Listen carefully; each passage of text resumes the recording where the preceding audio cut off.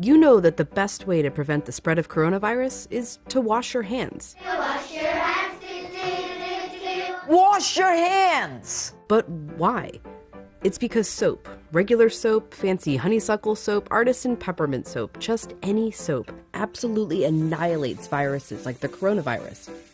Here's how. This is what a virus, like coronavirus, looks like. It's a bit of material surrounded by a coating of proteins and fat. Viruses easily stick to places like your hands, but when you rinse your hands with just water, it rushes right over the virus. That's because that layer of fat makes the virus behave kind of like a drop of oil. You can see it happening in this demonstration. Oils are just liquid fats. What happens when you pour oil into water? It floats. It doesn't mix. But add soap,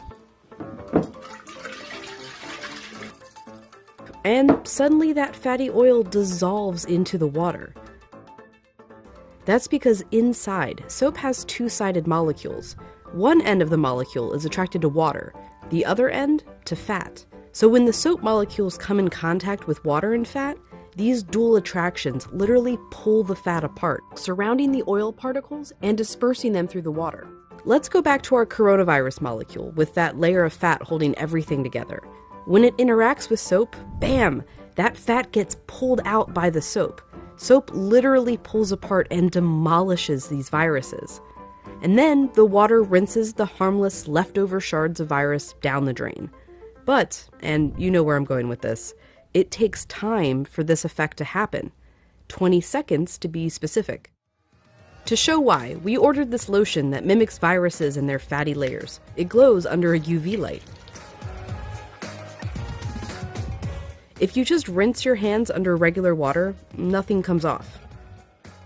If you wash with soap for just 5 seconds or 10 seconds, your hands are still covered. The virus is still there, able to get you and others sick. But 20 full seconds, now the soap is actually destroying the virus.